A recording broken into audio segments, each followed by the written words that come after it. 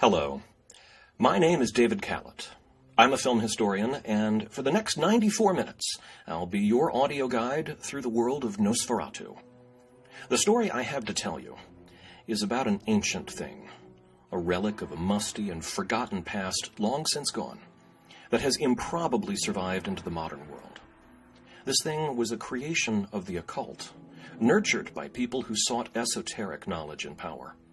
The forces of civilization rallied to destroy it, but despite their combined best efforts, it escaped and survived in the darkness to spread its influence into other countries and other times.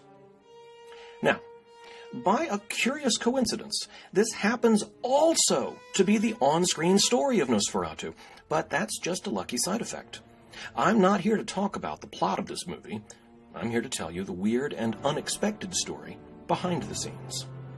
Nosferatu, a Symphony of Horror, premiered in Berlin on March 4th, 1922.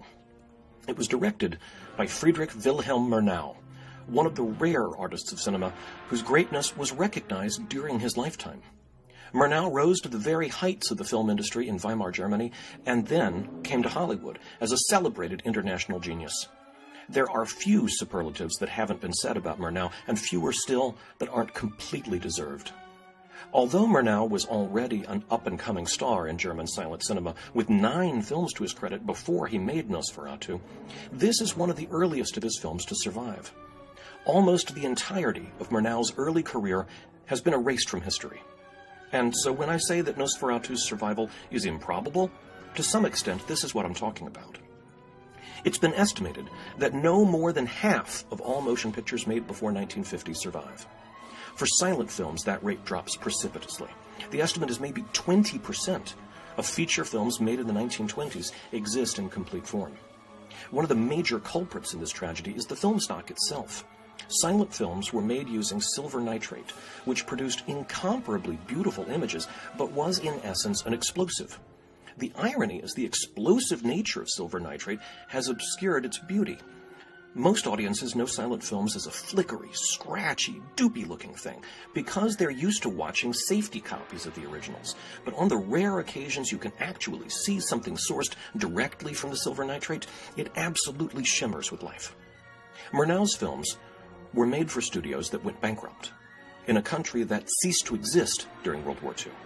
Now let's be charitable and say that silent films today have at best a niche market, and that's being unduly generous. So on every front, technical, physical, commercial, historical, every conceivable force in the world was aligned to hinder or prevent the survival of Murnau's films to the present day. But here this is, indomitable. It's a cause for celebration, for unrestrained joy. One of the pieces of Nosferatu that has improbably survived to the present day is Murnau's personal copy of the script, with his annotations made during production and post-production. Thanks to this artifact, as well as personal letters sent back and forth between Murnau's associates, we know something about where the movie was filmed. Much of it was shot on location, which was highly unusual for German film of the era, which tended to be very studio-centric. But in the summer of 1921, Murnau and his team filmed in places like Lübeck and the Baltic port of Rostock. This opening shot of the church tower overlooking the fictional town of Visborg, and most of the establishing shots of the village and its harbor that we will see throughout the film, were shot in early August 1921 in Wismar. In the fall of 1921, after the exteriors and location work was completed, Murnau brought the production team to the Jofa studios in Berlin-Johannisthal for the interior shooting. The absence of most of Murnau's previous works put scholars in an awkward bind. We can compare Nosferatu to what came later in Murnau's career, but not so well to what came before. For that, we can only speculate. And there are aspects of Nosferatu which are anomalies in the context of Murnau's career, but that missing context permits us to avoid those questions, to sweep the anomalies under the rug. For example, what we see in these opening scenes with Hutter and his wife Ellen is a pronounced romantic aesthetic. Now, I don't mean romantic in the sense of lovey-dovey and all that. If anything, the relationship between Hutter and Ellen seems more like brother and sister than husband and wife. But in terms of larger traditions, this sequence, and indeed huge swaths of this film, are aligned with the style of German Romanticism. Some shots are even conscious and deliberate evocations of German Romantic paintings by the likes of Caspar Friedrich, Ludwig Kircher, Georg Kersting, and Arnold Böcklin. The emphasis, at this point, is on a pastoral beauty and natural realism. But that's not what the film is remembered for. Ellen's weird, goth chick response to being handed a bouquet of flowers by her sweetie, "Why'd you kill the pretty flowers?" sets an uneasy tone right away. Death hangs over this girl. It's the first hint that this movie will turn to expressionist visions too. Modern, extreme, and threatening, the emphasis will turn away from nature to artifice, from landscapes to dreamscapes, from sunlight to shadows, and a naturalistic, realistic style of acting will give way to exaggeration and stylization. And the thing is that both Romanticism and Expressionism dealt with the unnatural, but with radically different styles. And in the second half of the story, the Expressionist imagery attacks the Romantic imagery. That's part of Murnau's genius here, and crucially part of the film's enduring power and appeal. Murnau owns both of these styles and combines them in unexpected and evocative ways. This sequence at Knock's real estate concern starts to introduce the Expressionist touches, thanks in part to the contributions of Albin Grau. Grau designed the sets at Yofa Studios. He also designed the costumes and drew up the promotional artwork. We can admire his witty little touches, the too-high stool, the shelves piled with paper, and this bizarre letter full of cryptic symbols. These are actually real codes, borrowed from various cryptographic schemes of different esoteric societies, and we'll be returning to Grau's esoteric connections in due course. Knock is definitely an unsettling boss. I mean, can you imagine working for this guy? He must pay really well. The actor inside the bald cap and mouthful of fake teeth is Alexander Granach. Granach went on to play numerous other roles in German cinema before fleeing the Nazis to relocate in Hollywood, where he earned a living as a minor supporting player in major movies like Alfred Hitchcock's Foreign Correspondent, Fritz Lang's Hangmen Also Die, Ernst Lubitsch's Ninotchka. Notably, Granach's best gigs in Hollywood came working for other German émigrés. His employee Hutter is played by Gustav von Wagenheim, who came from a family of actors. Both his mother and father were performers. Gustav had been trained by the legendary Max Reinhardt and made his first movie appearance in 1914. He worked with the greats, Murnau, of course, Fritz Lang, too. As an outspoken communist, von Wagenheim also fled the Nazis in 1933 to sequester himself in the Soviet Union for the duration of the war. He returned afterwards to East Berlin, where he became the director of the Deutsche Schauspielhaus. Both von Wagenheim and Granach were reunited the following year, along with other members of the Nosferatu production team, for the film Warning Shadows.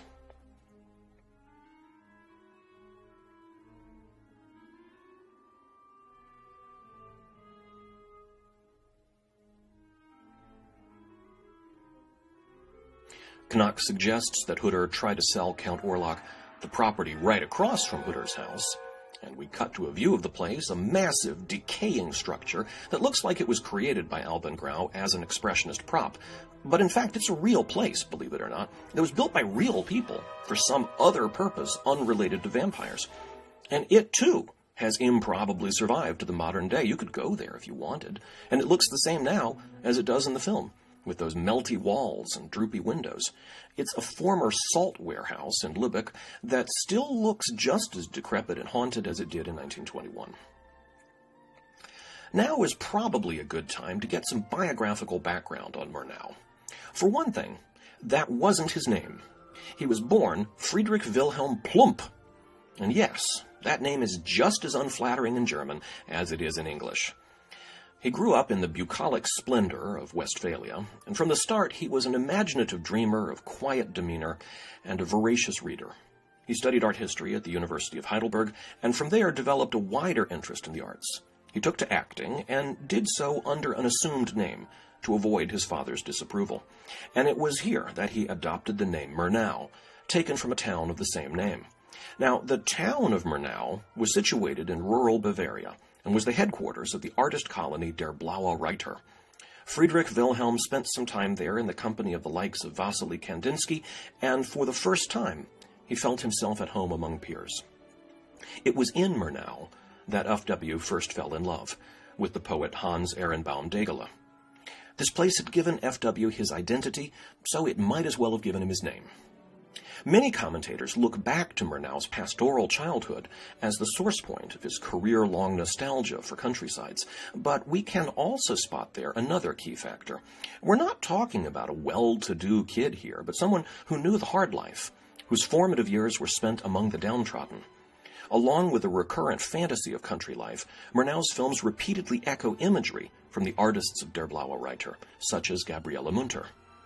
As a young actor, he caught the eye of the legendary Max Reinhardt, who contracted him for a 6-year posting in Berlin.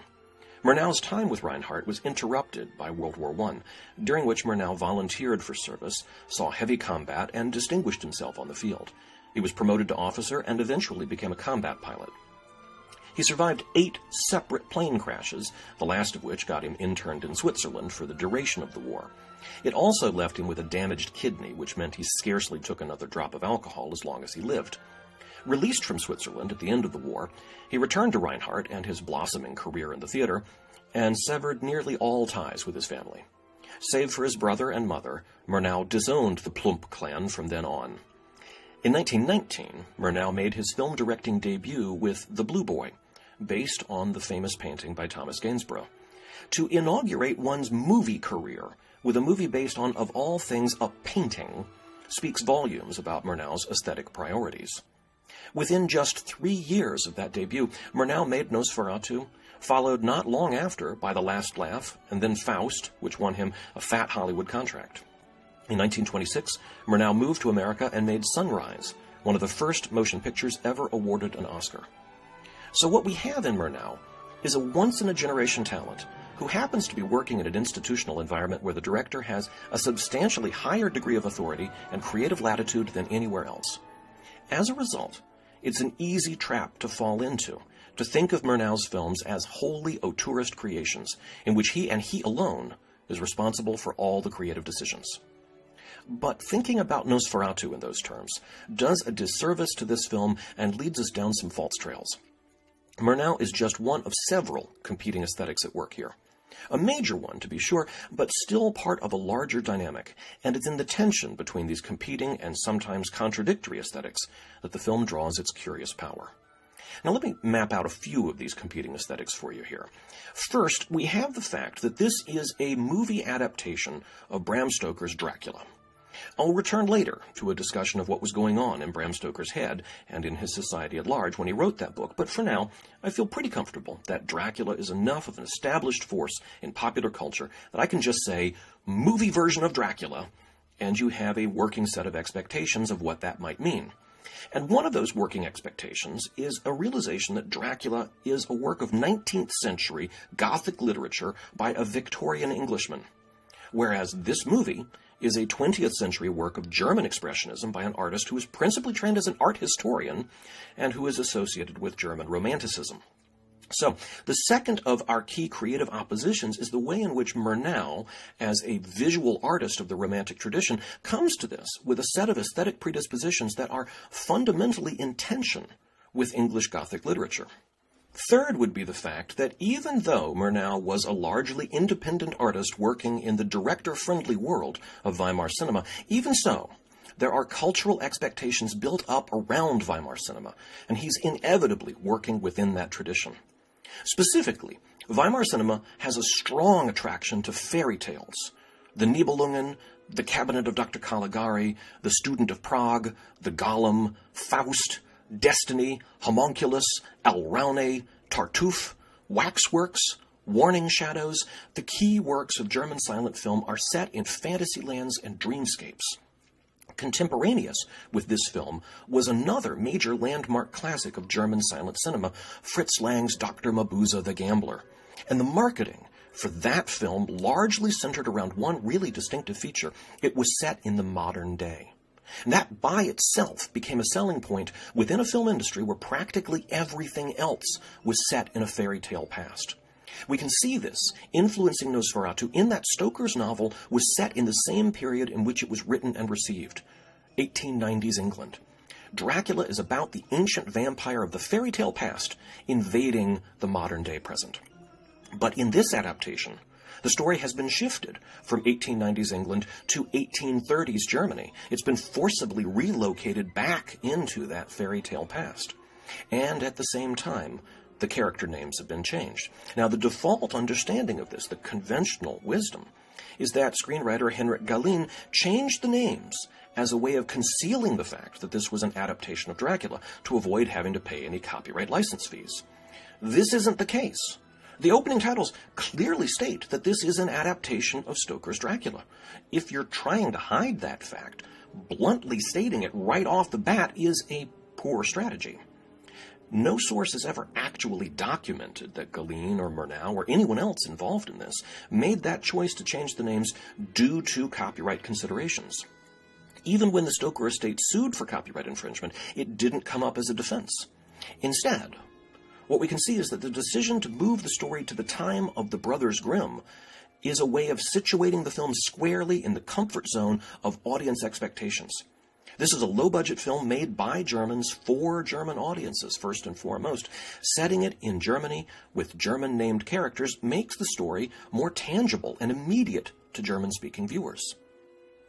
Now, in tracing these creative oppositions, I've been moving from the specific to the general. So we started with the literary source text. Then we had its adaptation by a particular visual artist. And then we talked about how he was working within a given cultural context. As our fourth set of creative forces informing the choices behind this film, the overall German film industry operated as an evolutionary development out of the German theater.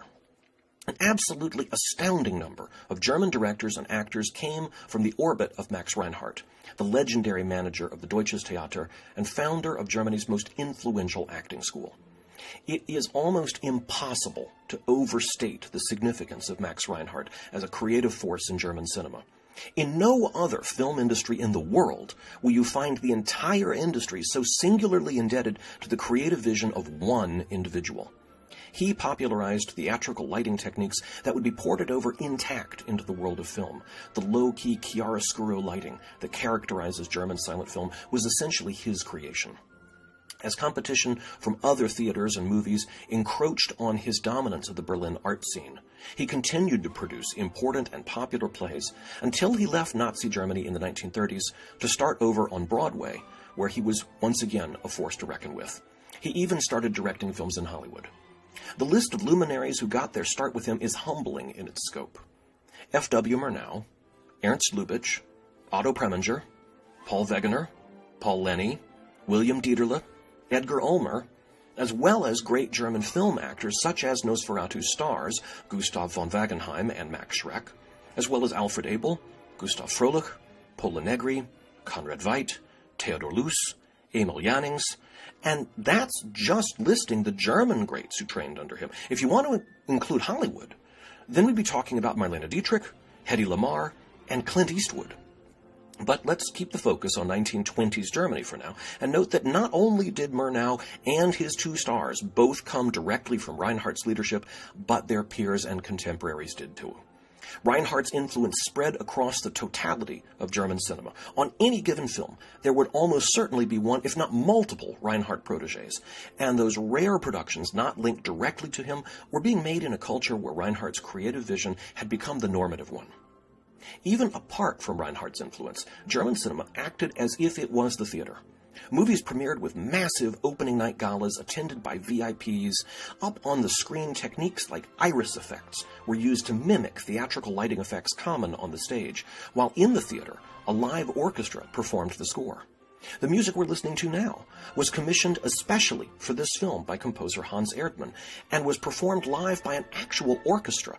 This was an event, and it wasn't unique to this little low-budget vampire movie having a full orchestra play the accompanying music by an established composer. That was the norm. That's what going to the movies in Berlin was like. And for the audience in the theater, they received printed programs like you'd get at a play, fully illustrated program notes to accompany the performance. Now, what we have in this sequence is a terrific opportunity to see the competing aesthetic forces at work. We have Stoker's source novel, which opens more or less with this set of incidents. The real estate agent arrives in the Carpathians to conduct business with the Count. The locals are full of superstitious fears and try to warn him off his mission, and as his confidence wavers, the Count shows up in his carriage to whisk him off to his castle. Then we have the initial set of filmmakers seeking to adapt this into a motion picture. Screenwriter Henrik Galeen has taken these events from Stoker's book and embellished them nicely with additions like the peasants abandoning Hutter in the mountains and the overtly supernatural flourish with which Orlok comes to greet him. And then you've got Murnau, alternately enticed by the natural splendor of the Carpathian setting, while also keen to indulge the opportunity for cinematic effects, resulting in one of the most famous and celebrated parts of Nosferatu. It's a riot of special effects techniques. Galeen appears to have been the one to imagine the ghostly, sped-up motion of Orlok's carriage through the woods of Vratna, and he describes the effect in the screenplay. Something comes racing up, as if moved by a hidden force and moving jerkily. Stops dead. Hutter likewise. A black carriage. No wheels? 2 black horses, their legs are invisible, covered by a black funereal cloth. Their eyes are like pointed stars, puffs of steam from their open mouths revealing white teeth. The coachman is wrapped up in black cloth, his face pale as death. His eyes are staring at Hutter. Raising his whip, he makes an inviting, almost commanding gesture. Step by step, as if pulled by invisible threads, Hutter approaches the uncanny creature and gets into the carriage. It reverses quick as lightning and dashes off, disappears. This was accomplished by having cinematographer Fritz Arno Wagner hand-cranking the camera at the wrong speed to cause a jittery, unnatural sense of motion. However, Murnau was the one who scribbled into the margins of his copy of the script that the coach would race at top speed through a white forest. To achieve this effect, they had to drape the vehicle, the horses, and Orlok in white cloth so that when the negative image was used, the background forest stayed in negative, but the carriage more or less looked unchanged. Fritz Arno Wagner had started as a newsreel cameraman for Pathé, and for all that he is associated with fantastic imagery thanks to the reputation of films like this, he was more concerned with pictorial realism. After World War II, he returned to documentary and newsreel photography, but would remain best remembered for his work here. In 1999, American cinematographers selected Nosferatu as one of the 50 best-shot films of the first half-century of film. Orlok's castle at this point is being played by Castle Pókzamok in Dolny Kuban. When we first glimpsed it from afar, jutting out from the mountainside, that was Castle Oravsky Zamok in Slovakia, which was built onto a hollowed-out rocky outcropping near the Orava River. And in a few minutes, we'll transition to interior scenes at Jofa Studios. There's another effect that I need to comment on, though, the color tinting. Now, this was a commonly used technique throughout the silent era, especially so in German silent film, as a way of adding visual interest to black and white images. Not only that, but there were conventions about which colors meant what. Yellow signaled exteriors, pink was used for dawn or dusk, red for firelight, and then there was blue. Film stocks in the 1920s weren't sensitive enough to be used at night, so scenes that were set at night had to be filmed in the day, but of course they'd look like daytime. So the use of blue washes was a widely accepted visual shorthand to signal to the viewer this is a night scene. Another convention that was routine to German audiences of the 1920s, but which strikes modern viewers as odd, are the clearly demarked act breaks. They aren't related in any way to the reel changes, and serve no real storytelling purpose. They could be removed without damaging the flow of the film, and indeed, when shown abroad, Nosferatu and other German films usually did clip out the act break title cards. But German audiences expected them, because plays were broken into acts, and movies were a variation on plays. Albin Grau's credit on Nosferatu is for costumes and sets, and he's often referred to as the designer. But as we shall see, that's a gross misrepresentation. Another unhelpful description of Grau is when film historians mention Albin Grau, they almost invariably try to sum him up with a single phrase, ardent spiritualist. I can't count how many times I've seen Albin Grau called an ardent spiritualist, as if that explained anything, much less explained everything. All right, so let's unpack this and see what we find. Throughout Europe, in the late 19th century and early 20th century, there were a number of spiritualist movements, each with their own unique flavor.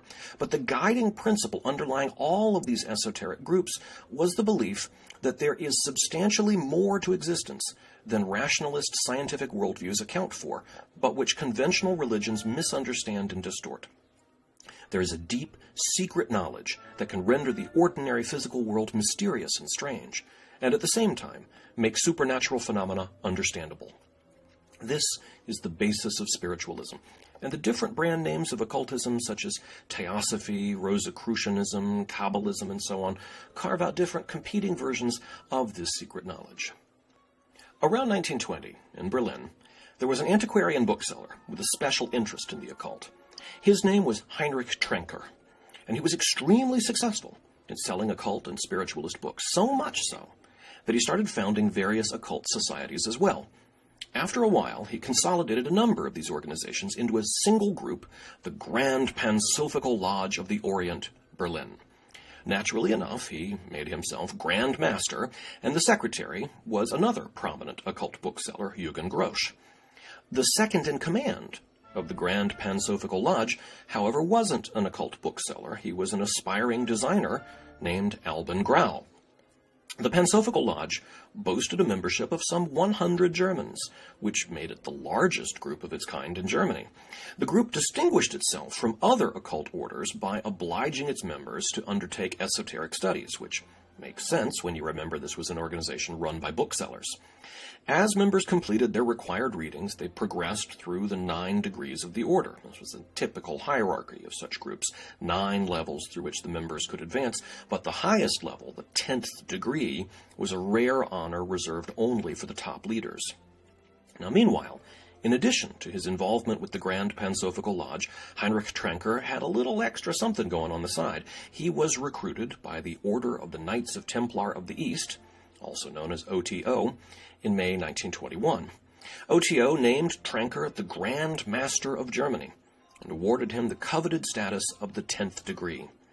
That prestige was only granted to one individual per country. For each region, there could only be one 10th degree Grand Master. So Trenker was it for Germany. His counterpart, the 10th degree Grand Master of OTO for the UK, was the infamous Aleister Crowley, the self-anointed wickedest man in the world. At the time, Crowley's works had yet to be translated into German, so Albin Grau probably knew Crowley only by reputation. Grau was a senior member of one occult order involving Trenker, and Crowley was a senior member of a different occult order involving Trenker. But their paths were destined to meet. Meanwhile, Grau had ambitions of his own. As we've seen, the leading figures in the Grand Pansophical Lodge tended to be authors and booksellers, established representatives of the old media order. But Grau saw the power of cinema, and his interest in the graphic arts predated his interest in the occult. He'd studied at the Leipzig Academy of Art, and after World War I took jobs as a commercial artist until he got his foot in the door of the German film industry, assisting with design work.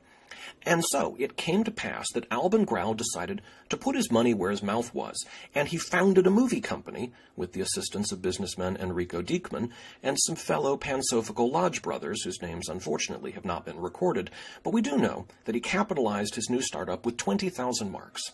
Grau christened this company Prana Film, after the occultist journal Prana, a publication of Theosophical thinking. Since most other sources you'll encounter regarding the origins of Nosferatu will tell you that Prana Film is named for the Buddhist term prana, for the breath of life, I suppose that I ought to mention that here, but it's at a one-step remove. He named it after the magazine. Immediately, Grau and his partners in Prana Film started coming up with ambitious and weird projects rooted in occult themes and other sundry oddities, things like Dreams of Hell and Devil of the Swamp. And we can only guess at what these might have been like because they never made it past the what-if stage. But as we can see, Grau did launch a movie. In the publication Bühne and Film from 1921, intended to promote the impending release of Nosferatu, Grau said that this film was inspired by an experience that he'd had back in 1916 during World War I. He'd been stationed at the Russian front and had found himself in Serbia with the grunt duty of delousing a village to halt the spread of typhus. While attending to this duty, to help alleviate the boredom, one of Grau's fellow soldiers started talking about vampires. Like you do.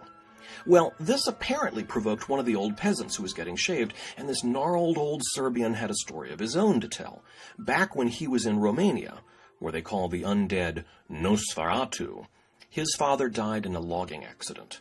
He was buried without Christian rites. And what do you know?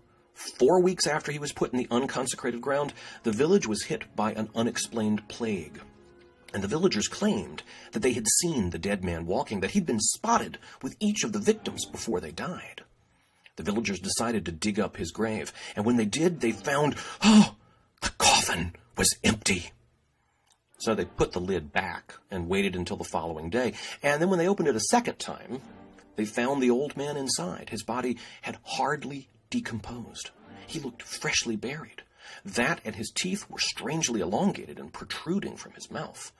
So they drove a stake into his heart, at which point he gasped. The Serbian peasant telling this story then produced an official document attesting that the Romanian authorities had staked and burned this body. Much of that is certainly outright bullshit. It's a story told to sell movie tickets. Grau spent more on promoting Nosferatu than he spent to make it. The soldier isn't named, nor is the Serbian peasant, and none of the many places are identified with any specificity. There's no way to verify any of this story, which includes such bizarre plot points as a Romanian peasant who now lives in Serbia, but still carries with him at all times this official document stating his father was staked as a vampire. I mean, if my dad was staked as a vampire, I'm not sure I'd be eager to tell anyone, much less make sure I had proof on me, even when I was having my head shaved to get rid of lice. But of all the ludicrous nonsense packed into Grau's anecdote, there's one part I accept. And that's the bit about digging up a corpse and finding it strangely intact, and then it groans and moves when you stake it. That sort of thing does happen. It's completely ordinary. It's not supernatural at all. But it's spooky enough that when uneducated people witness it, things like vampire myths get created. Of course a body you buried isn't as decomposed as you expect it to be. Where'd you get your expectations from? By watching bodies decompose, right? So a body left out where you can see it is going to get feasted on by bacteria and insects and whatnot and fall apart fast. The whole point of burying it is to insulate it from all those elements. Sealed in a box deep under the ground, there are fewer forces acting on it. It still decomposes, but the insides go first, decaying into gas, which cause the body to bloat and force residual bodily fluids like blood to the surface, where they leak out of the mouth. If you drive a stake into a body in this condition, it's like popping a balloon. All the gas comes rushing out, causing the body to move and make noise. Nevertheless, it's folk stories like this that kept vampire legends alive, and for occultists like Grau, who believed that mystical phenomena revealed the inadequacy of prosaic scientific materialism as a worldview, vampire myths were a rallying cry, a point around which to gather and announce, the world is stranger than you think. Many occult societies placed Dracula high on their lists of key texts. It was a crossover event, a work of occultist ideas that broke into the mainstream. Some editions of Dracula were published with illustrations inspired by tarot cards, and the artist responsible for the Waite-Smith tarot deck, Pamela Coleman Smith, illustrated Stoker's last novel, Lair of the White Worm. There's a persistent rumor that Stoker was himself an occultist and was a member of the Hermetic Order of the Golden Dawn. I won't call it an unfounded rumor because of the fact that many of Stoker's contemporaries and associates were members of that order, and he attended a meeting or two, but the Hermetic Order of the Golden Dawn has reportedly refuted that Stoker was ever a formal member. In any event, Grau decided that a screen adaptation of Dracula was to be his company Prana Films' debut, and he turned to Henrik Galeen to write the screenplay. Galeen is a significant figure in German silent cinema.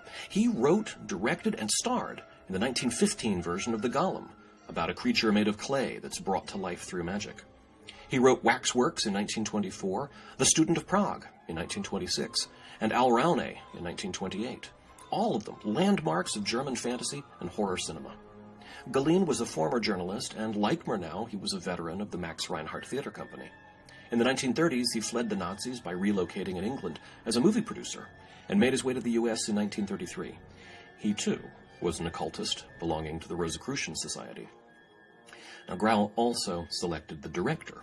He did so on the basis of his experience in 1920 designing publicity material for a film called Journey into the Night by an up-and-coming director named F.W. Murnau. Grau engaged Murnau to direct Nosferatu for Prana Film, and Grau assisted in the pre-production development of the visual style of the film by preparing extensive concept art, which bordered on actual storyboards. Grau's artwork was also used for publicity purposes. So, Alban Grau gets credit on the opening titles for designing the sets and costumes, which he did. But he founded the production company, initiated the project, co-financed it, commissioned the screenwriter and director, and was responsible for designing the appearance of the title vampire as well as other key visual motifs commonly attributed to Murnau.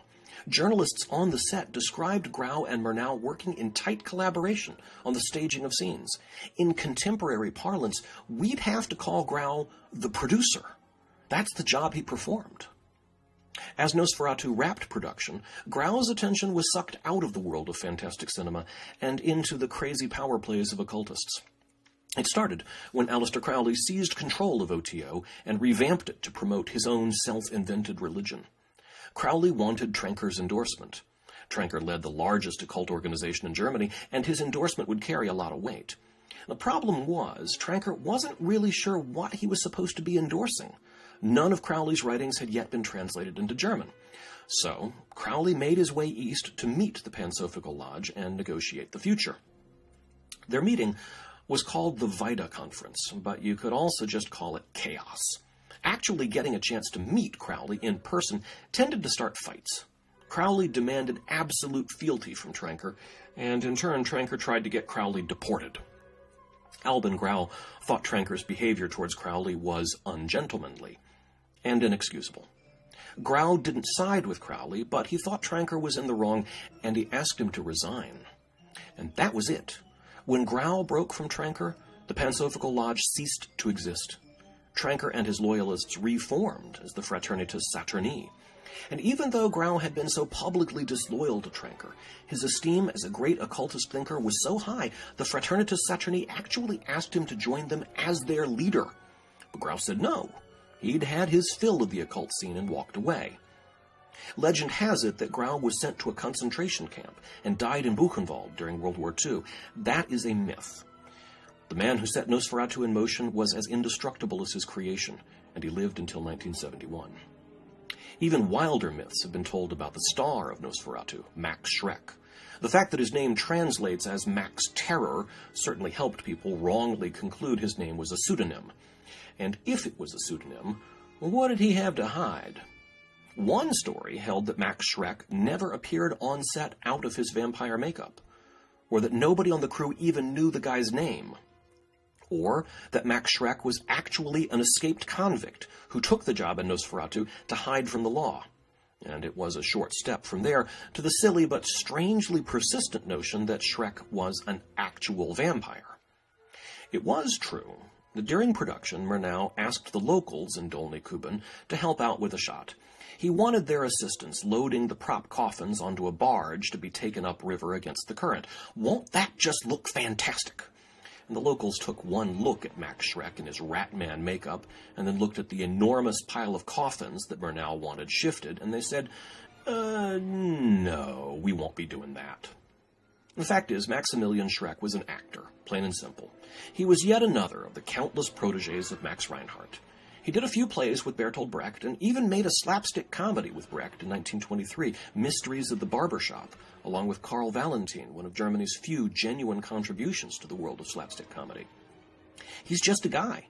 And if you think he was a nameless, escaped convict, then just go watch some more German silent films, and there he is, again and again. He passed away in 1936. Despite all the enthusiasm that Grau and his fellow occultists had for adapting Dracula, one thing none of them seemed to have put any thought into was whether they actually had the legal right to do what they did. They never asked the estate of Bram Stoker for permission, and seemed blithely unprepared when that estate responded with entirely predictable outrage. Nosferatu opened in Berlin in March 1922 with a heavy drumbeat of publicity, thanks to Grau, determined to push this first true esoteric movie. It didn't make a lot of money, and it was having trouble finding its audience. But meanwhile, word of its premiere made its way west, where it invaded the seclusion of the widow Florence Stoker. One minute she's happily playing with kitty cats in her windowsill and pining for her lost husband, and the next, here's this hideous creature from the East invading her world and bringing nothing but pain. Outside of Dracula, none of Bram Stoker's other books were even in print anymore, and the money from Dracula was spotty and unimpressive. But there were people who thought Dracula could be adapted into other media, such as the stage. and they were prepared to license those rights so long as Florence could claim ownership of them and police their use. Unauthorized use of Dracula threatened her livelihood, and she wasn't going to take that without a fight. In April 1922, the British Incorporated Society of Authors approached Florence Stoker and asked if she'd like to become a member. She immediately accepted, paid her nominal dues, and then presented herself to the Society's representative, the wonderfully named G. Herbert Thring, to tell him that she was the victim of copyright infringement in Germany by a movie company called Prana Film, whoever they were. As Thring soon discovered, Prana Film wasn't anybody, really, not anymore. Like the death ship floating into Visburg Harbor bringing only pestilence, the release of Nosferatu into theaters was no more profitable than unleashing a horde of plague rats. The company was in bankruptcy, and the subject of punishing PR for their failure to pay their bills. Thring could tell this was a dog of a case. Motion picture copyright law was still in its infancy, and case law wasn't clearly established, certainly not for cross-border disputes of this sort. To have the opposing party be a bankrupt entity didn't help, and it irked him, as well as the rest of the Society, that Florence had only joined the Society when she was already in trouble, and now expected extraordinary international legal efforts on her behalf, at the expense of members who duly paid their fees for years and years and never asked for anything. But saying no to Florence Stoker wasn't easy. She was a force of nature. Like Ellen in the movie, Florence Stoker was an indomitable sort of woman. Even when she was down, she was winning. So Thring acquiesced and agreed to ask the Society's German lawyer, Dr. Wronker Flathoff of Berlin, to make a formal complaint at Prana Film and see what happened. And by the way, G. Herbert Thring and Dr. Wronker Flathoff, I mean, seriously, folks, you can't make this stuff up. By June, it was clear that Wronker Flathoff wasn't going to be getting any money out of the carcass of Prana Film, and the Society wanted to call it a day and go home. But Florence kept badgering them. In letters back and forth, Thring keeps vowing to quit, and then keeps soldiering on in Stoker's service like her own personal Canuck. What was already an expensive endeavor for the Society just kept snowballing, and the successful prosecution of the case wasn't likely to bring any money back to the Society's coffers, nor was Florence paying for any of this beyond her nominal annual dues. Suddenly there was a light at the end of the tunnel. The Germans made a settlement offer. Actual cash money, on the condition that they were allowed to use the title Dracula and all the original character names when the film opened in the UK and America. Florence wasn't keen on this settlement. She had hopes to sell the film rights herself and dreamed of a bigger license fee than the Germans were offering. If Nosferatu opened in America under the name Dracula, she could kiss any movie deal goodbye. Also, Germany's economy in 1922 was in such a free fall that being paid in German marks was a bit like being paid in Monopoly money. It's only worth something inside the game. Eventually, Prana's bankruptcy was disposed in court, but the receivers refused to pay anything to Stoker and instead appealed the decision. This was July 1923, and it would take another couple of years for the appeal to wend its way through court, and when the appellate court ruled in Stoker's favor in February 1925, Prana's receivers went and appealed that ruling. It was July 20th, 1925, 3 years after Stoker first raised her objection, that Prana's last appeal ended. All prints of Nosferatu were to be destroyed. Florence Stoker had won. And as the Society leaves started to turn later that year, she was invited to join another society, this time the Film Society of London, whose august membership boasted the likes of Bernard Shaw, H.G. Wells, Julian Huxley, and so on. And guess what they were planning to show for their members? Just guess. But it gets worse. Not only were they going to show Nosferatu, which wasn't even supposed to exist anymore, but it wasn't called that anymore. The print they had was titled Dracula. Remember when Prana had offered a settlement in exchange for the rights to use the book's title and character names? Well, they'd gone ahead and changed the title cards after all. Florence immediately went back into battle mode and sucked poor old Thring back into the case he thought he'd finally escaped. They started pummeling the Film Society with threatening letters, but the Film Society stood their ground. Their organizer, Ivor Montagu, was a pioneering film preservationist who would later work for Alfred Hitchcock on the post-production team of The Lodger and go on to be the producer of several of Hitchcock's British thrillers. Montagu argued that the Society was a private club whose screenings were not open to the public and not commercial in motive. They had a legal right to show whatever film they wanted, and copyright law didn't enter into it.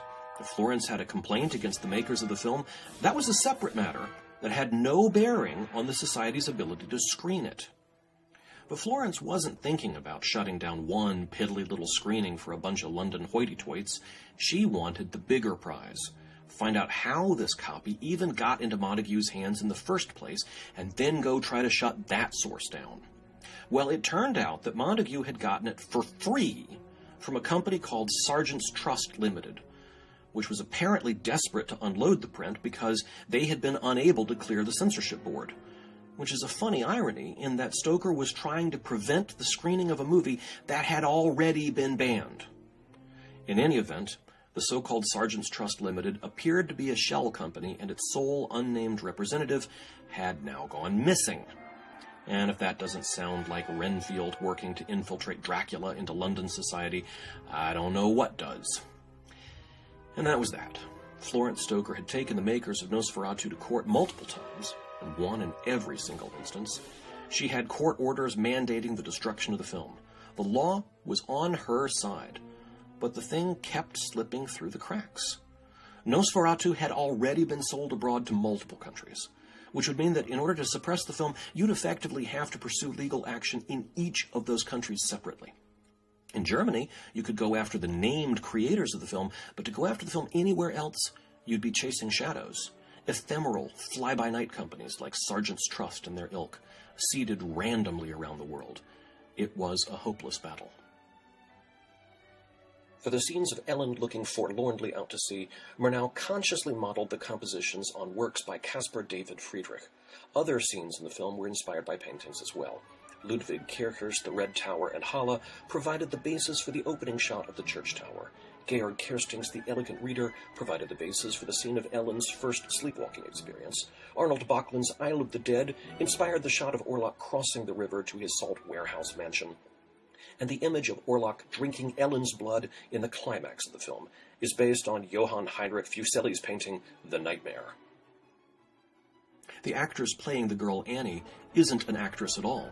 Her name was Ruth Landshoff, and Murnau spotted her one day and thought she looked just like a figure out of a painting by romantic artist Friedrich Kaulbach. And since his goal was to make the Wisburg scenes as romantic as possible, this girl seemed perfect. Murnau had to negotiate with her mother to get permission to use Ruth on the film when she was out of school. The actress playing Ellen is Greta Schroeder. She'd worked with Murnau previously on a film called The Smuggler's Madonna from 1920. That's one of those early Murnau works now believed lost. She also appeared in the 1920 film version of The Golem, directed by her one-time husband Paul Wegener and written by Henrik Galeen. This hauntingly beautiful beachside graveyard where she does her grim staring routine was filmed at List on Silt in late summer 1921.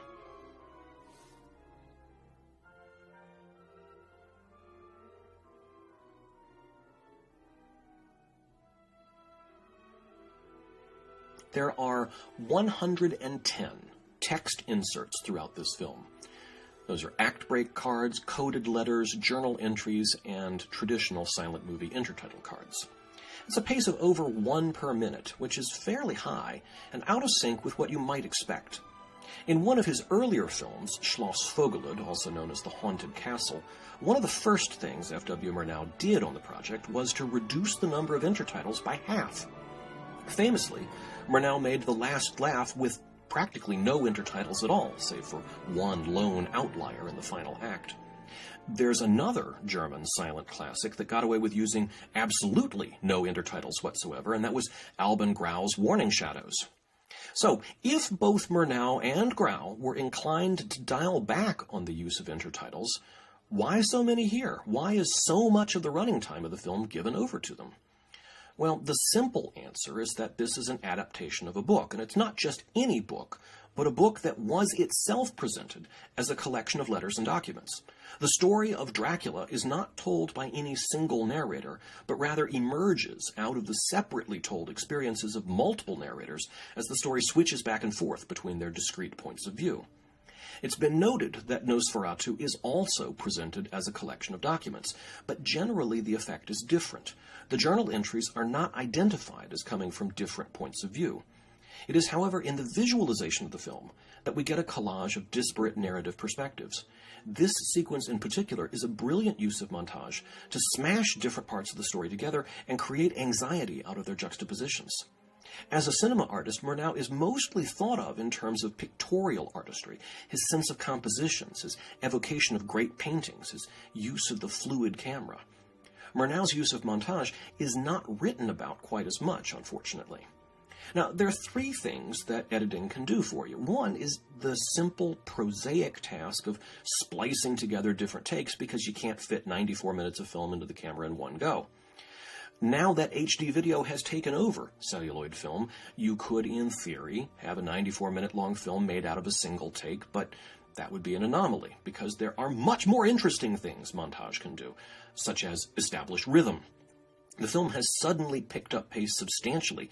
The journey from the Carpathian Mountains back to Visborg probably takes weeks at least, but it's presented here as a breathless chase, and the tension mounts palpably.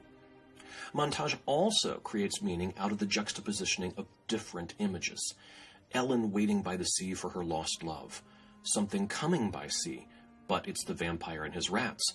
Hutter is sick, trying to return to Ellen. Plague. In the juxtapositions, we're getting secret knowledge, information that's being conveyed without being stated explicitly. A sickness is coming, but is its carrier the vampire or Hutter? Ellen's love is coming, but is it the vampire or Hutter? The montage is creating ambiguities.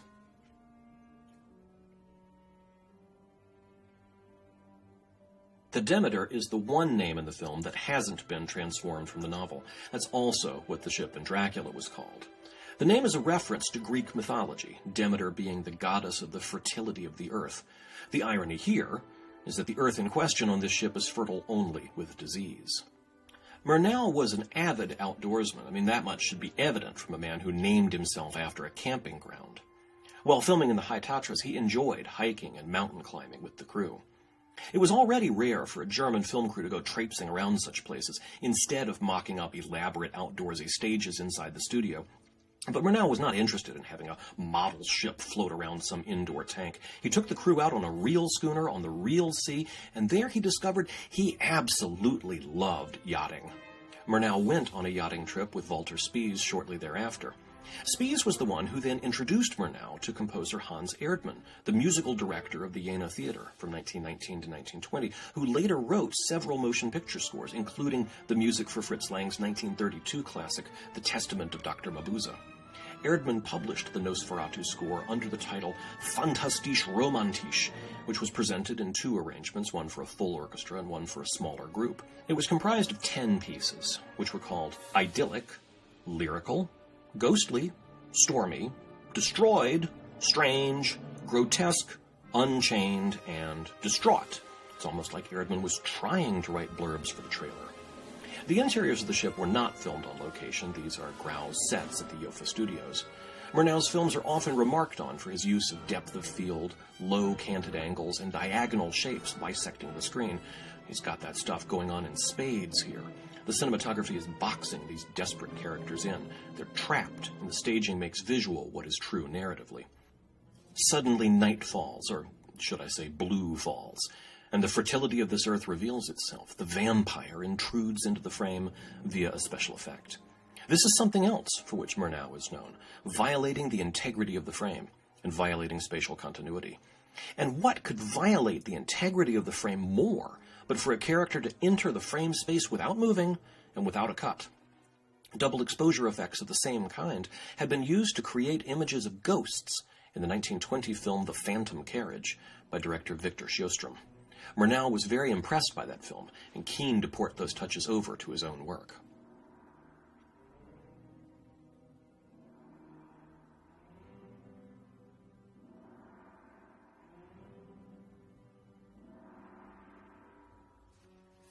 Meanwhile, the editing is continuing to build to a crescendo.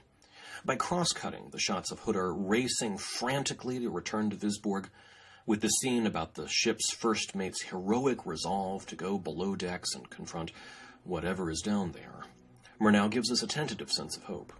Maybe Hutter will get back to Visborg before the vampire and warn everybody. Maybe the Demeter's surviving crew can stake the damn thing. The forces of good are rallying to meet the challenge. A few minutes ago, montage was being used to generate anxiety and ambiguity. Now it's being used to inspire a moment of hope, and in just a few more seconds, he'll yank that hope away.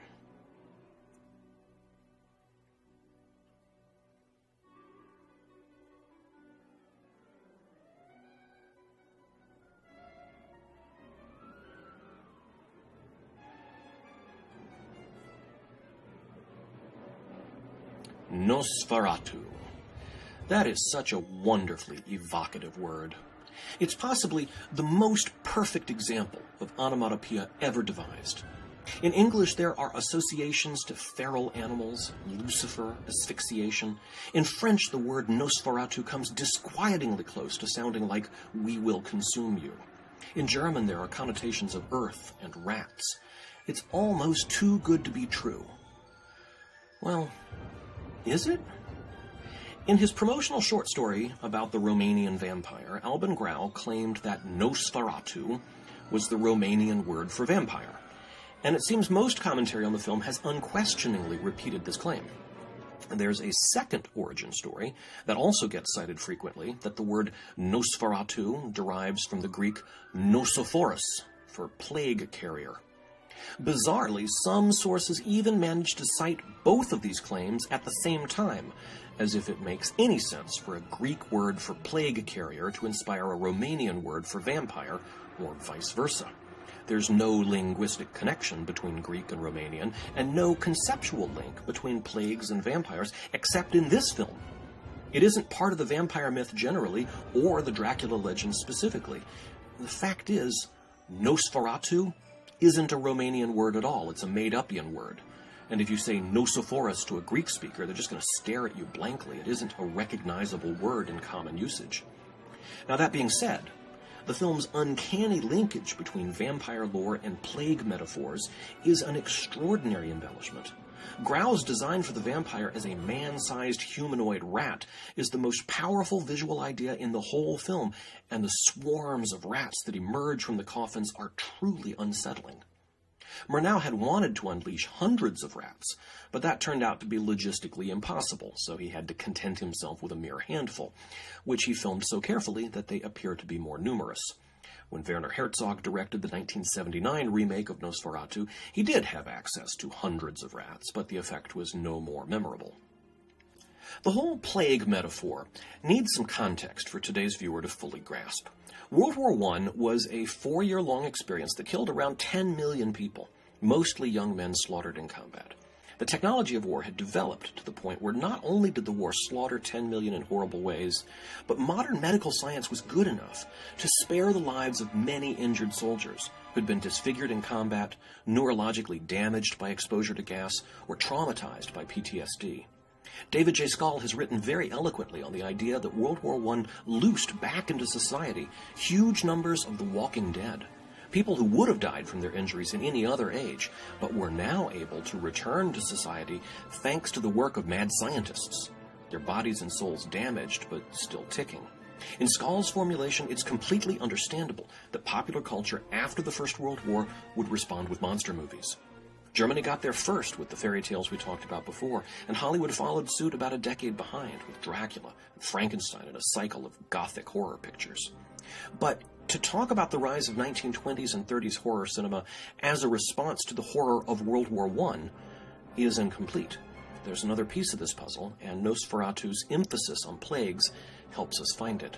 As the war started to wind down in 1918, Europe and the rest of the world convulsed in the grip of an influenza pandemic that raged through 1919. More civilians died as a result of the flu than from the war. More people died from the flu than had been killed by the Black Death.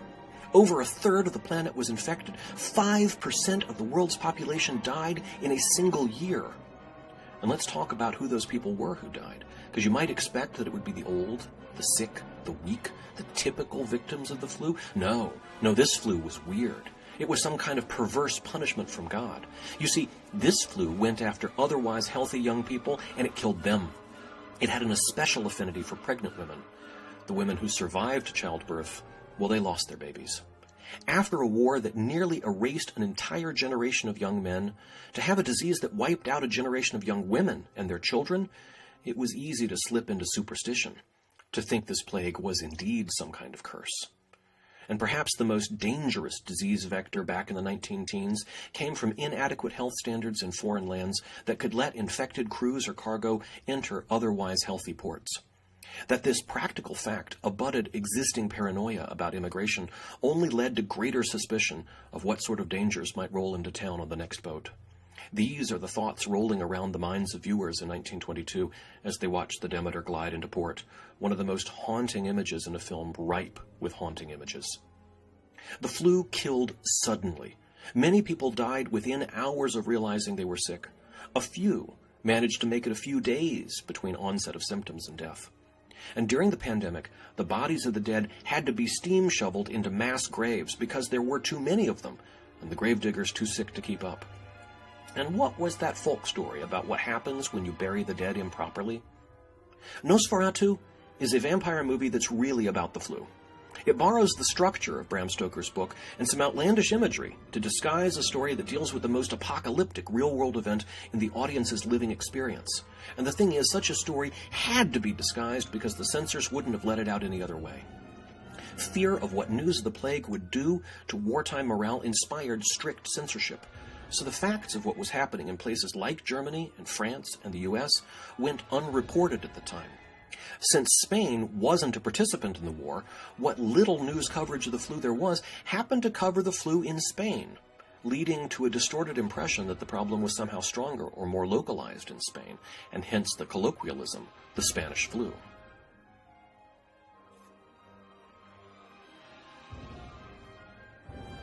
Now, here's a question for you.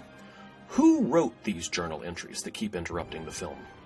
The author is strangely well informed about events that don't appear to have been witnessed by third parties. Not only does the writer seem to understand secrets of the vampire, such as why they travel with coffins, the journal also describes how phantoms came to greet Hutter in the Carpathian Mountains, how Ellen's soul hears the call of the vampire. I mean, when you actually stop to think about it, the only narrative perspective within the story that actually knows all of these various details firsthand is Orlok himself. That's probably not what was intended, but I do like the perversity of the idea. Nosferatu premiered in the United States in 1929, 7 years late. It had absolutely no institutional support by that point. It was basically being dumped on the market by an indifferent distributor. During its brief and ignominious run in 1929, Nosferatu got poor reviews in the U.S. and wasn't generally received as a Murnau film.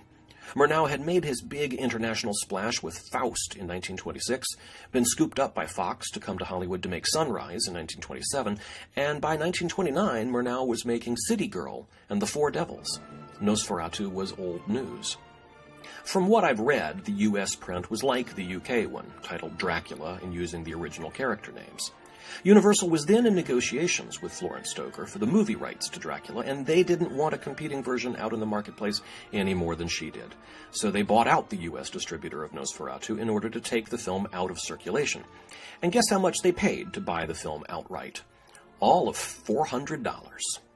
Once the film was in Universal's hands, it seems the production team on the 1931 Dracula took a careful review of it because there are several moments in Todd Browning's film that mimic scenes in Murnau's, especially in the opening reel. But that's speculation. What we know for certain is that Universal cut Nosferatu up to splice bits into the comedy short Boo, in a way not wholly dissimilar to the way the makers of SpongeBob SquarePants spliced bits of Nosferatu into a kids' cartoon in the 2002 episode The Graveyard Shift. For a German silent film that was supposed to have been suppressed and destroyed, Nosferatu has had a broad and impressive reach. Back in 1922, German critics fell over themselves to gush with praise. Der Film called it a masterstroke, Lichtbildbühne called it a masterpiece, Bela Balash said the film, quote, conveyed glacial drafts of air from the beyond, which I guess that's praise. Meanwhile, over in Paris, composer Aaron Copland saw Nosferatu when it opened there. At the time, he was on the hunt for material for a ballet he was composing with Nadia Boulanger. Copland was energized by what he saw on screen and started adapting Nosferatu into his ballet, which he initially called La Necromancienne, and then decided to call Grog. He adapted it freely, perhaps even more freely than Galeen had adapted Stoker's novel, and although Grog was never staged in its original form, Copland cannibalized its music into later works like his Dance Symphony. Jack Kerouac wrote an essay on Nosferatu in 1960, which amounted to basically a recap of the film's plot told in Kerouac's inimitable style. In 1979, Tobe Hooper's adaptation of Stephen King's Salem's Lot realized its vampires as basically cousins of Max Schreck's Nosferatu, with bald heads and rat teeth. Also, in 1979, German filmmaker Werner Herzog mounted a remake of Nosferatu, starring Klaus Kinski as the vampire. Kinski later reprised his role in a 1988 sequel, Vampire in Venice. Tim Burton named one of his villains in Batman Returns after Max Schreck, and in 2000, the film Shadow of the Vampire was a fictionalized retelling of the making of Nosferatu that took as its premise the absurd myth that Max Schreck was an actual vampire. But of all the homages to Nosferatu over the years, one of the most puzzling was the 1929 feature The 12th Hour, A Night of Horrors, attributed to Dr. Valdemar Roget. This alternate cut of Nosferatu had a substantial amount of additional footage not filmed by Murnau, and also used some footage that clearly was shot by Murnau but hadn't been seen in the original cut. The receivers of Prana Films' decrepit assets had been keen to squeeze as much value as possible out of what they had, and so they ignored the edict to destroy all Nosferatu-related footage. Instead, they sold it to a company called Deutsche Film Production, who reassembled it with newly shot material featuring actor Hans Behal and reorganized scenes so as to provide a happy ending where Ellen and Hutter survive the vampire's attack and live happily ever after. The authorities are tentatively exploring the Death Ship and piecing together its mysteries. Here's a deserted vessel that floated into port containing only rats. From the fragmentary evidence at hand and the increasingly upsetting entries in the ship's log, they deduce what has happened and are terrified by the realization. We in the audience already know what has transpired, but even so, we can feel the second-hand tension in a sequence so carefully crafted. The same approach, where the characters explore the ruins of a previous catastrophe as a way of discovering what sort of predicament they find themselves, would be used in later films like John Carpenter's The Thing, Ishiro Honda's Matango, Ridley Scott's Alien, and so on. Murnau's use of that structure here benefits from being embedded late in the film, with the audience already clued in.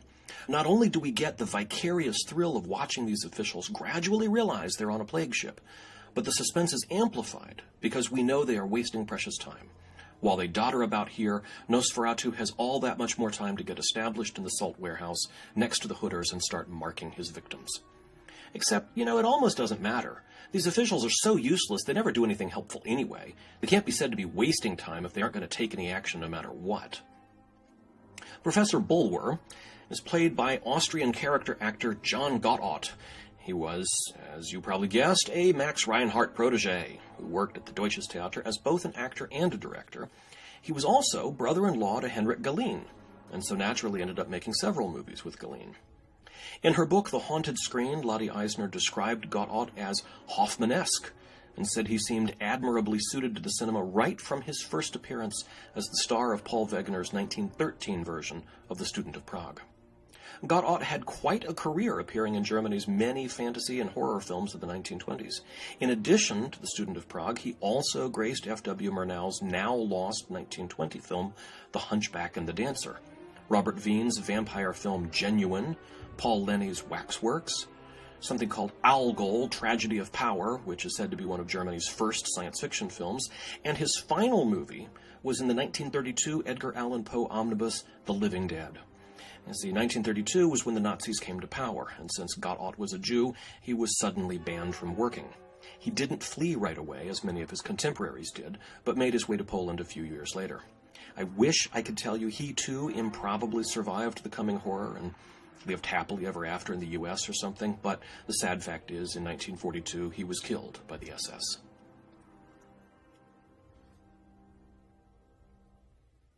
Harsh, angular shadows cutting like teeth into a twisted path that wends into infinity, every line of perspective pointing to a tiny figure trying to warn the world.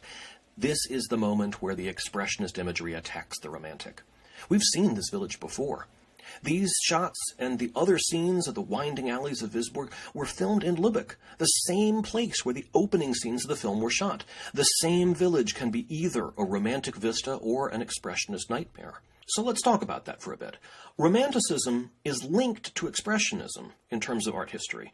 German Romanticism was an art movement in the late 18th century that focused on man's relationship to God, and it tended to veer into the realms of fantasy and the uncanny as a consequence. German Romantic paintings depict forlorn figures dwarfed by wild and unfriendly landscapes. Expressionism took this existing tradition and allowed the landscapes to disconnect from reality and move into unrealistic dimensions, but still focused on depicting human alienation. Put simply, expressionism is the idea that a character's interior mental state will leak out of their body and distort the environment around them. The classic example of expressionism in movies is The Cabinet of Dr. Caligari, which featured insane characters scrambling across equally insane landscapes. In order to achieve such effects, expressionist designers tended to work in the studio where the sets could be constructed to order to suit the design purpose. It's much harder to do this on location because the settings are what they are, and it's therefore up to the cinematographer to employ camera position and lighting to create the expressionist effects. It is therefore thanks to the careful eye of cinematographer Fritz Arno Wagner that the same physical reality could be photographed in either a romantic or an expressionist style. Wagner was arguably the preeminent photographer of Weimar cinema. His credits include several of Murnau's works, including Schloss Vogelöd, The Haunted Castle, as well as The Burning Soil, some key Fritz Lang works such as Destiny, Spies, M, and The Testament of Dr. Mabuse, and some works by G.W. Pabst, including Diary of a Lost Girl and Threepenny Opera. All of these films are marked by that sense of alienation in a hostile world, an engagement with a documentary-style realism that also functions as stylized expressionism. But those other films are notable for their use of controlled studio locations. There's something especially thrilling about the way he manipulates found reality in this film.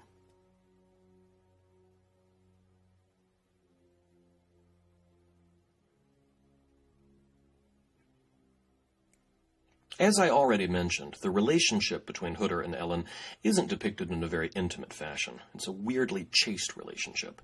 The finale of the film strongly implies that Ellen is a woman without sin, that is to say, a virgin, which is an atypical condition for a happily married woman. And there are plenty of theories as to why the filmmakers set up the story this way. For example, we could point our accusing fingers at Alban Grau. His follow-up film, Warning Shadows, is a horror story specifically about the nightmare of female sexuality. The attitude behind Warning Shadows would be consistent with the idea that a good girl would have to be a virgin and that her acquiescence to sex would bring nothing but ruin to all involved.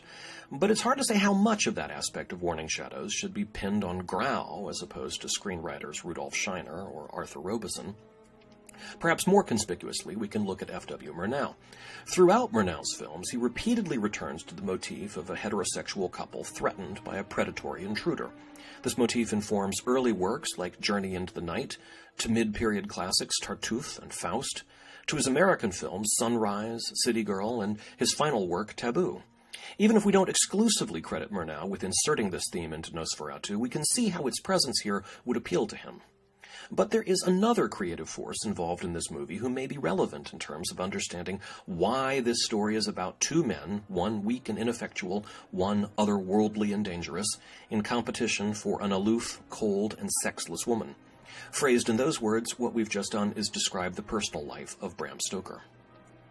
In Stoker's case, the aloof, cold, and sexless woman was Florence Balcombe.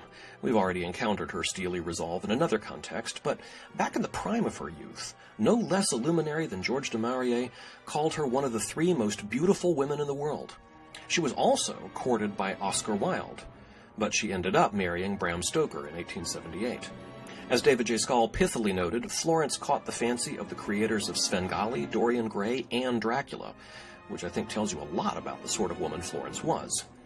Now, this was Victorian England, as absurdly anti-sex a society as has ever lived. It's a wonder the Victorians didn't just go extinct from failure to procreate. But even by Victorian standards, Florence was cold. After giving birth to their son Noel, Florence essentially cut Bram off from her bed, and then she was a cold and distant mother to Noel. The national humor magazine Punch made fun of her with a cartoon depicting her and Noel in which she chastises him, "Little boys should be seen and not heard," to which he replies, "Yes, mother, but you never look at me." Now, that cartoon was published in 1886. That's 11 years before Dracula was published. In other words, 11 years before any notoriety or fame that Dracula might have brought to the Stokers, her frostiness was enough of a public matter that a national humor magazine figured it was fodder for a joke. Bram Stoker's sexless marriage to Florence wasn't the only personal relationship that informed his development of Dracula. We also need to talk about the famous actor Henry Irving. For almost 30 years, Bram was a close friend, confidant, and professional manager to Irving. The bond with Irving was arguably more meaningful than his marriage to Florence. Bram skipped out on his honeymoon to attend to Irving's business, and wrote letters to Irving saying things like, "Soul had looked into soul. From that hour began a friendship as profound, as close as can be between two men." There is a school of thought that Bram's relationship with Irving was purely mercenary. Stoker loved the theater, and through Irving had found a way to achieve high status and a stable income in that world, which then served as a support system as he launched his literary career. But then again, Irving wasn't the first guy to receive breathless letters from Bram Stoker. Earlier in his life, Stoker had written similar stuff to Walt Whitman. "How sweet a thing it is for a strong, healthy man with a woman's eyes and a child's wishes to feel he can speak so to a man who can be, if he wishes, father and brother and wife to his soul." Stoker's very first letter to Walt Whitman went on for some 2,000 words and included a complete physical description. "I am 6 feet 2 inches high and 12 stone weight naked, and used to be 41 or 42 inches round the chest. I have a big mouth and thick lips, sensitive nostrils, a snub nose, and straight hair." He closed the letter saying, "I have been more candid with you, have said more about myself to you than I have ever said to anyone before. You will not laugh at me for writing this to you. It was with no small effort that I began to write, and I feel reluctant to stop." Stoker went on to write gender-bending fiction, full of men who become women, women who pretend to be men, and, of course, the androgynous Dracula, who sucks on both men and women alike. In one famous scene in Dracula, the vampire slices open his nipple and breastfeeds an adult woman with his blood. That Dracula is meant to be read as a vaguely autobiographical fever dream is signaled by the fact that Stoker's contemporaries recognized the character of Dracula as a thinly disguised representation of Henry Irving. Then, just a couple of years after Dracula was published, Stoker's former rival for Florence's affections, such as they were, was put on trial for sexual crimes. We're talking about Oscar Wilde, tried and sentenced for homosexuality. Oscar Wilde and Bram Stoker were peers. They had both idolized Walt Whitman. They had both admired Henry Irving. They had both written landmarks of horror fiction. And they had both pursued Florence. Only now, Oscar was singled out as a monster and sentenced to 2 years' hard labor, an especially cruel punishment for a soft and sensitive artist. So this is what was going on around the man who created Dracula, a man whose life was dominated with sexual anxiety. He created a work of enduring power and popular appeal by transforming that anxiety into extravagant fiction. Like an occultist using secret codes to encrypt a message, he coded the various apprehensions and fears that attended his private feelings and sexual relationships into symbols that could either be appreciated for their strange surface attributes or could be interpreted by those with access to the codebook. As originally written by Bram Stoker, the female character, called Mina instead of Ellen, is a damsel in distress caught between the predatory intentions of the vampire and the ineffectual heroics of her husband. The person who saves the day is Professor Van Helsing, a heroic scientist who understands the occult and the paranormal, yet can rally the resources of the physical world to oppose those demons. Van Helsing is the kind of man Albin Grau probably wanted to be. As adapted into the screenplay by Henrik Galeen, the Van Helsing character, renamed Professor Bulwer, was reduced in importance. In Galeen's script, there's this farrago of activity around the townspeople chasing Knock, a precursor to all those iconic scenes of angry mobs with pitchforks from the Gothic horror films of the 1930s. And it's during this commotion that Orlok makes his play for Ellen. Meanwhile, Hutter has sought out the help of vampire specialist Bulwer, but they arrive too late to save her. Instead, the vampire has perished before they even get there. In Galeen's script, Ellen is just a passive victim. The vampire feasts on her all night and ends up destroyed by the sunrise by accident. A sort of King Kong-y beauty killed the beast act of hubris. Now, to be honest, enough of that remains in the film that you could interpret the death of Count Orlok as his own inability to keep track of time. The vampire dies because he fails to wear a watch. But most viewers, and myself included, have seen Ellen's death as an act of deliberate self-sacrifice. And this is entirely thanks to F.W. Murnau, who embellished this climactic sequence with all of the key scenes establishing Ellen's conscious agency. She senses Orlok's presence. She sends Hutter out to see Bulwer as a ruse to get him out of the house. She opens the shutters and attracts Orlok's attention. She nervously awaits his arrival. Ellen's the heroine of the story only because of what Murnau added. From the moment Orlok's eyes locked on Ellen's pretty neck and he decided to buy the house across from her, this story has been about the three of them. All the other Visborgians who die are just collateral damage in the story about these three people. If anything, you could say that Bram Stoker's the one who got it wrong by inserting Van Helsing into the mix. But it's my contention that Stoker's own Victorian-addled sexual confusion probably made it hard for him to comfortably identify who any of these characters could resolve their conflict alone. So he invents this figure of authority who can come in and say, there, everything's going to be okay. These strange problems aren't your fault, and you can't be expected to solve this on your own. For their part, occultists Alban Grau and Henrik Galeen were likely to be more focused on the idea that the world is full of strange things that ordinary people can't tame. It's actually surprising they didn't keep the Van Helsing character intact when they prepared the adaptation. But perhaps the grim mood of Weimar Germany argued against a happy ending, where the forces of rationality triumph over the monsters. In any event, it surprises me not at all that Murnau changed it.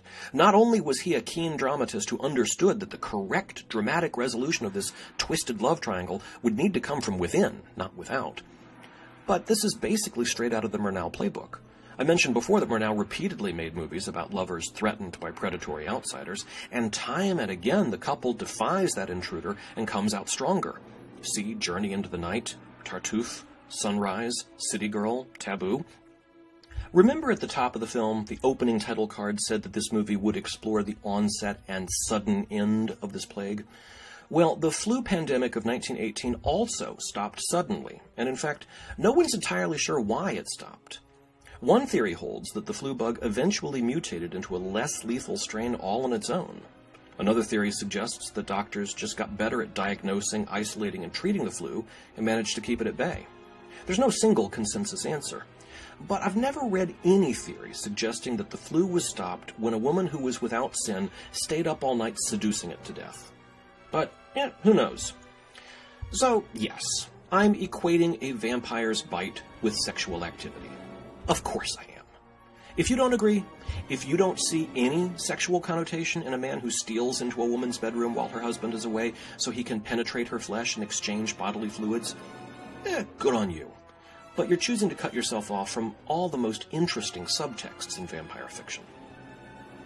Ellen's sacrifice has obviously been a locus for critical attention and competing analysis. The whole thing is so oversignified, it can almost be read in any possible way. Meanwhile, the Bulwer on screen comes across as an ineffectual boob, transformed from a potential vampire fighter into an utter loser who just stands around looking foolish while the Hausfrau gets all the real work done. Which brings us to Siegfried Kracauer. His massively influential book From Caligari to Hitler starts with the eminently reasonable thesis that the large-scale cultural undercurrents that give rise to the major events of history will also be evident ahead of time in popular culture. And since the major historical event in Germany in the 1930s was the rise of Adolf Hitler, Krakauer's theory was that the pop culture of the Weimar era that led up to the Nazi era would itself be ripe with depictions of pre-Hitlerian tyrants.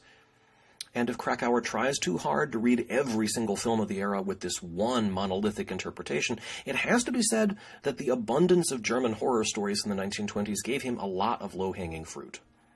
Krakauer claimed that Ellen's sacrifice derived from Dostoevsky's notion of the noblest man being the one who suffers not for himself, but for his fellow men. And Krakauer went on to say that Dostoevsky's widespread popularity among the German middle class was itself tied to the rise of Nazism. The German editor of Dostoevsky's books, Müller-Vanderbroek, came up with the concept and terminology of the Third Reich. Krakauer said this concept of noble self-sacrifice smacked of what he called the middle class's aversion to social and political change. A terrible tyrant could rise, and the citizens would passively accept their lot because to suffer nobly under the tyrant was preferable to messy revolution and resistance. I don't see it that way at all. Ellen is not a passive victim. Read her sacrifice in Christian terms if you choose. She dies so that we might live. Sure. But her death genuinely does bring about social change. If Count Orlok is a pre-Hitlerian tyrant, this woman brings him down. Tell me that's not a political reading. The conventional authorities of the state are useless and ineffective, while it is up to the citizens, good-hearted people who keep their eyes open and aren't afraid of making tough choices, to keep the monsters at bay. So, let's bring this all together, shall we? It starts with Bram Stoker, a Victorian Englishman living a life of considerable sexual anxiety, who translates his private apprehension into a work of literature that has stood the test of time. Dracula was then seized upon by a community of occultists for whom it was more than just fiction, but a popularization of the secret mysteries of life. One of the occultists, Alban Grau, happened to be a designer on the periphery of the film industry, and he was so innervated by the idea of making a film adaptation that he founded a movie company and hired F.W. Murnau. Murnau, in turn, was a visionary artist of uncommon abilities, who, along with Grau, staffed Nosferatu with actors and technicians all at the top of their game. They brought so much talent to bear on the production that even though it is stylistically hardly representative of German silent cinema, it has nevertheless been accepted as one of the signature keystones of the entire era. Their work was outside the law, however, and the estate of Bram Stoker sued. In every single court that Stoker's widow brought her claims, the law sided with her and ruled against Nosferatu. Yet, despite a succession of court orders mandating the destruction of the film, it has survived to this day, ceding its influence on all who see it. At times, the commercial value of Nosferatu was negligible. It was given away for free, or for $400, which is pretty close to free in Hollywood money. But its value has never been properly assessed in purely commercial terms. Stoker's claims be damned, no one but her wanted to see this thing destroyed. For the last 94 minutes, I have repeatedly invoked the phrase improbably survived to the present day, but there is an answer to that riddle. Nosferatu survived because it is good. Uncommonly, profoundly, undeniably good. And oh boy, have I enjoyed watching it with you. I'm David Callett. Thank you for your attention.